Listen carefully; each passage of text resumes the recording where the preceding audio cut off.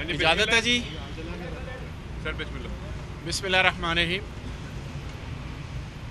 आज ATC court के अंदर जो पाकिस्तान तहरीक इंसाफ के वर्कर्स और लीडरशिप है वो यहाँ पर पेश हुए अपनी बेल के लिए, जो कि हमें ईद के बाद की डेट मिली है।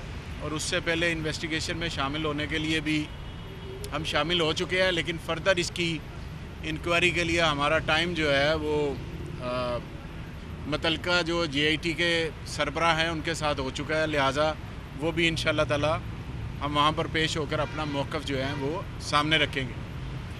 अब क्वेश्चन ये है कि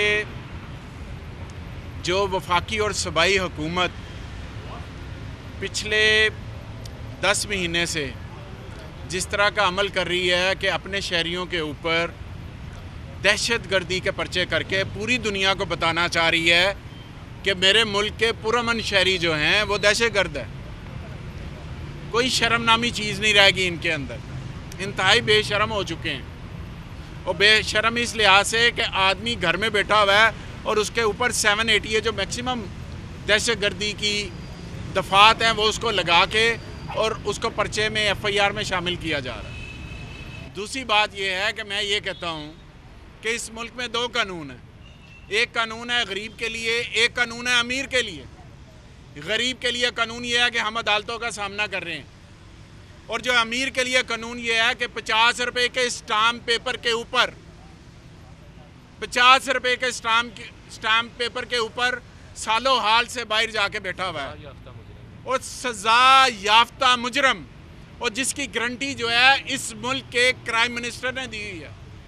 एक आम आदमी अगर किसी बंदे की गारंटी दे और उसके बाद वो बंदा अगर दाएं बाएं हो जाए तो पुलिस उसके घर का दरवाज़ा के हर चीज़ उठा के ले आती है। लेकिन अब यहाँ पर कानून किधर है? अब यहाँ पर कानून कोई नहीं है कि वो पूरी दुनिया का विज़िट कर रहा है, पूरी दुनिया में खाबे खा रहा है, और अब जाके तो वो कह रहा है कि मैं सऊदी अरब में जा रहा हूँ। वो पाकिस्तान में पेश नहीं हो रहा।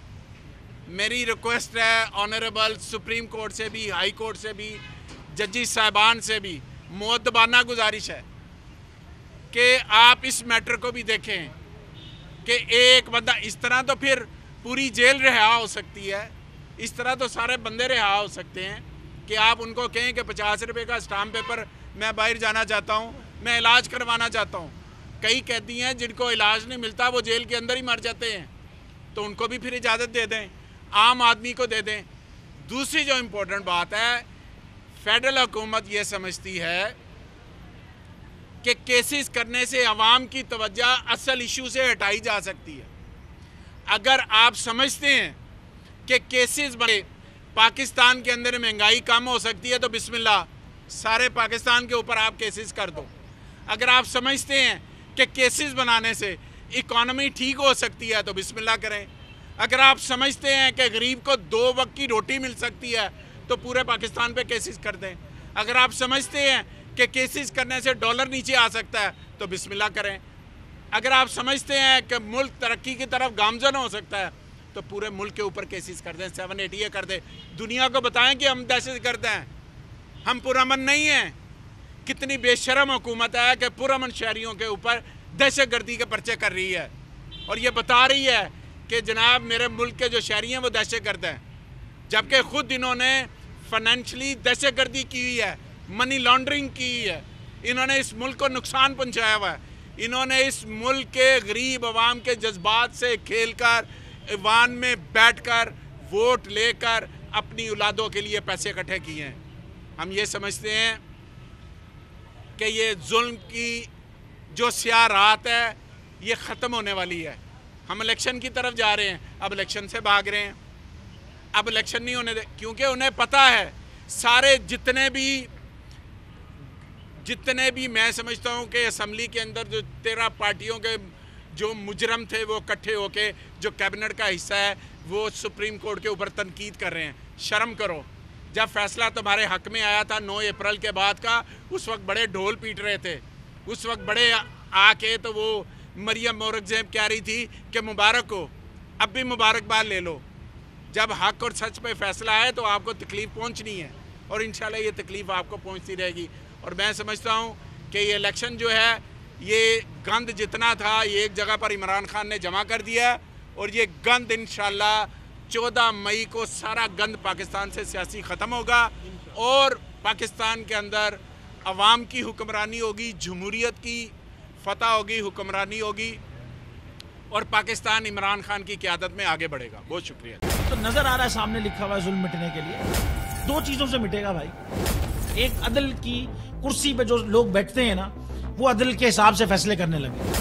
दूसरा, कौम निकल खड़ी उस जुल्म के खिलाफ, तो जुल्म खत्म हो जाएगा। या इन दोनों में से कोई एक चीज हो जाए या दोनों हो जाए।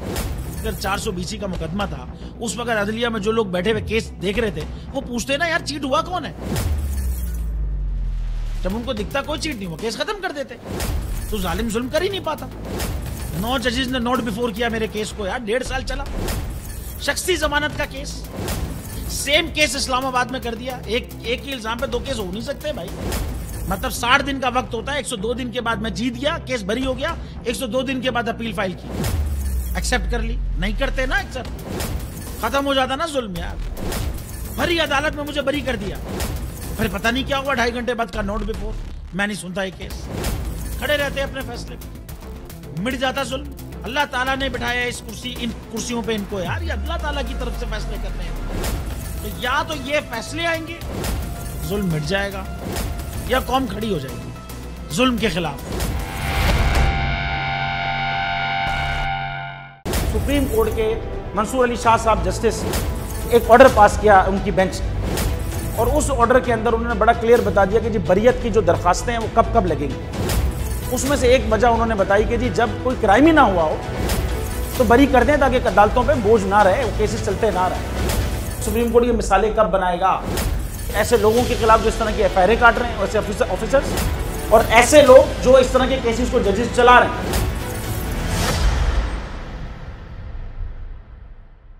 रहमत का महीना आ गया है, बख्शिश का सफीना आ गया, होगी मुलाकात उलमाए दीन से,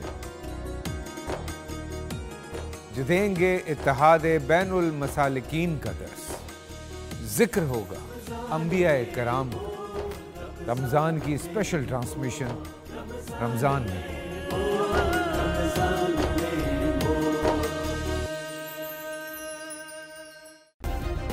सब्सक्राइब करें और बेल दबाएं ताकि कोई खबर रह न जाए।